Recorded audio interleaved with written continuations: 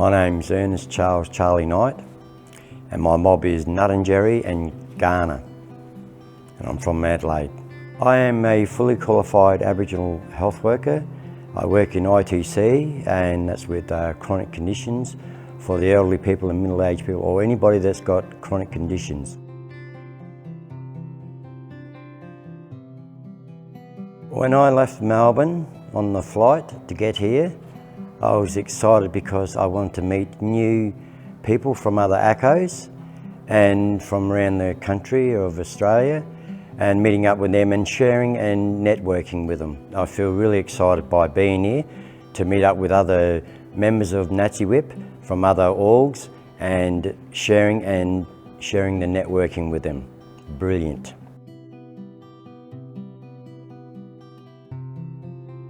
The theme growing the workforce means to me is that the building up of our Aboriginal health practitioners and Aboriginal health workers, and what they go through is when we recruit them in our organisations is that we put them through a training program through VATCO, which is one of the RTOs in Victoria, and I believe that's elsewhere in all of Australia. You've got your RTOs. So becoming an Aboriginal health worker is a great initiative for our organisations and the career model of it.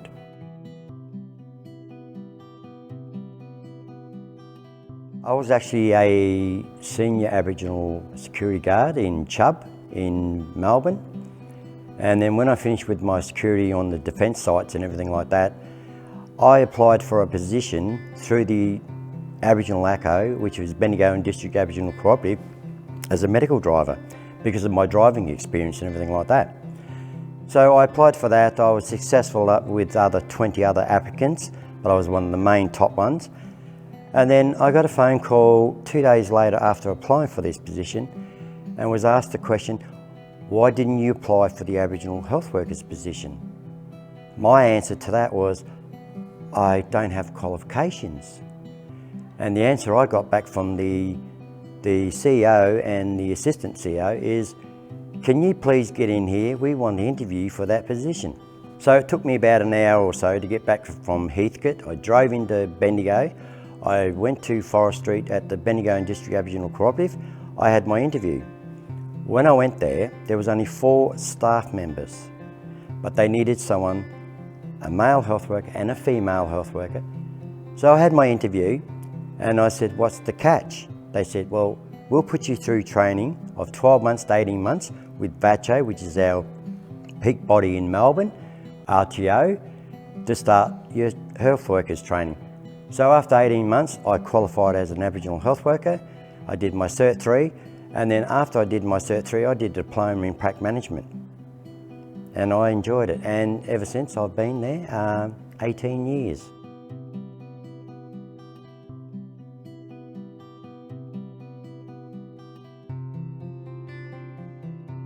My advice for a lot of the young generation is that we in Aboriginal ACOs and as Aboriginal health workers, we do our time as Aboriginal health workers and Aboriginal practitioners. I believe that when we get to a certain time and a certain age, it's time for our to say, well, I've done the hard yards, I've looked after the community.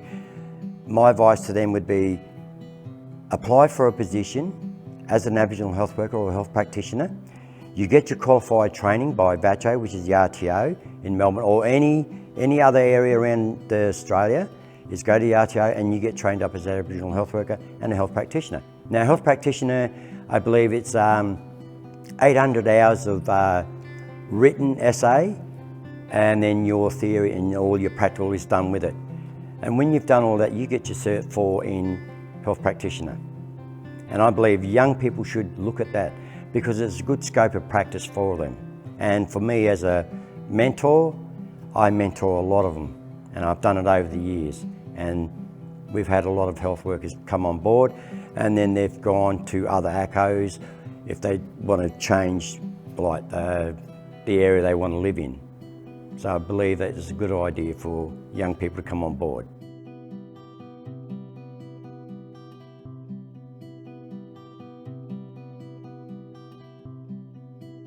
There is one powerful experience that I had in 2009. We had been on holidays for about 2 weeks from closure of our organisation due to the holiday period, so the Christmas period.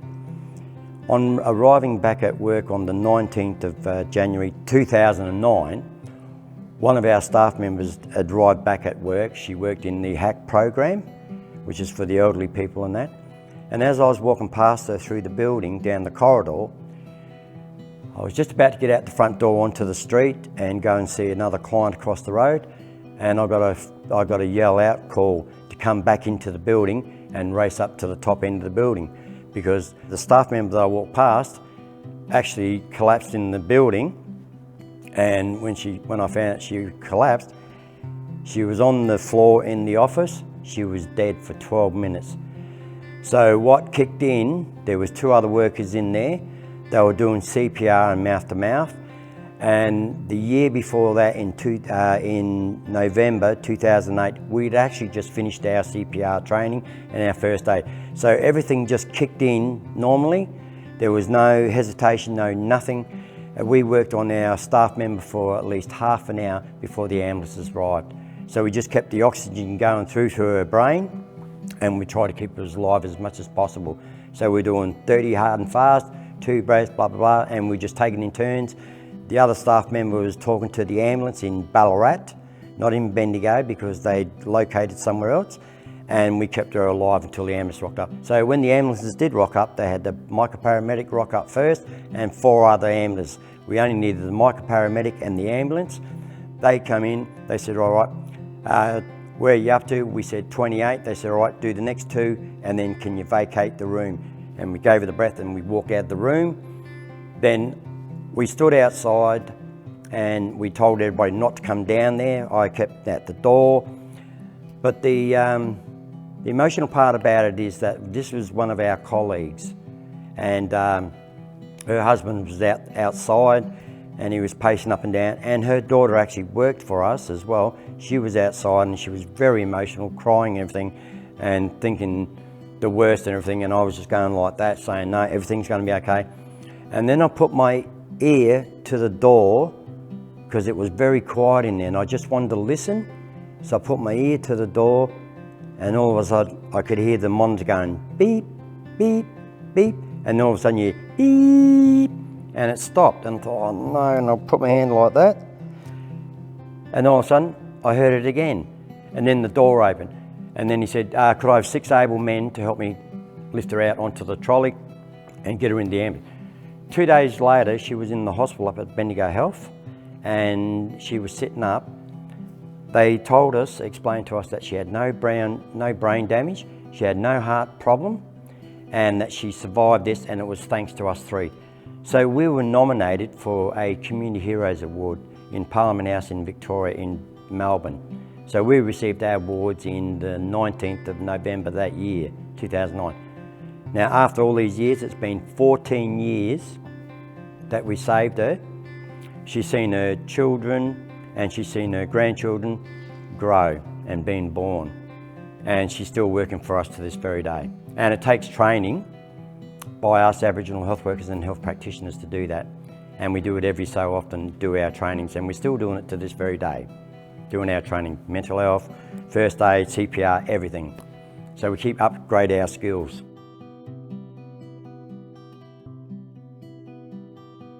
I believe our workforce, the growing workforce, it's enhancing our workers, the Aboriginal health workers and health practitioners, to grow more stronger, because when we come to events like this, the NAATSIHWP events and the forum symposiums, what we're actually doing is we're upgrading our skills within our workforce and our organisations, and the more we get out of our training and the upskilling, the better we come. I say sometimes we feel like we're like nurses or we're like doctors and that, but we're not. We always say to our clients, we're not doctors, we're only health workers or we're health practitioners, but we're equivalent to about what a nurse would be. So upgrading, the enhancing of it is vital for all Aboriginal health practitioners, and I believe it's great. So the more we have, the better it is for our organisations, because that is the growing spirit, and I've seen the growth over the years. And everywhere I've been with NAATSIHWP on their forums and that, I have seen a lot of growth in NAATSIHWP and with the Aboriginal health practitioners and the Aboriginal health workers. And I believe that we're doing a great job, and so is NAATSIHWP, to bring this on board.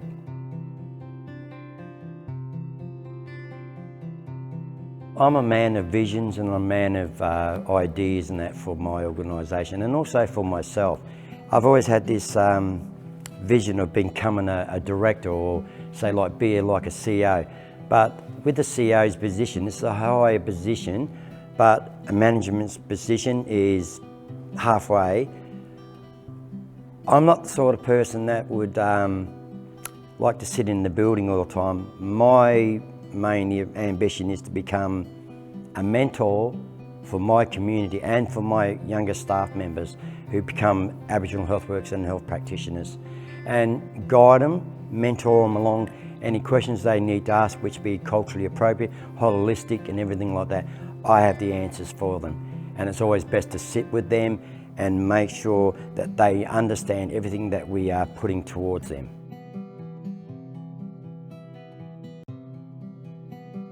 I like to mow the lawns, take my dog for a walk, but I like being out in the bush because I feel alive outside of my environment at home and at work. I love going out to the bush with my wife, take my faithful dog, he jumps on the back of the ute, do a bit of spotter fishing or do a bit of gold detecting around where I live.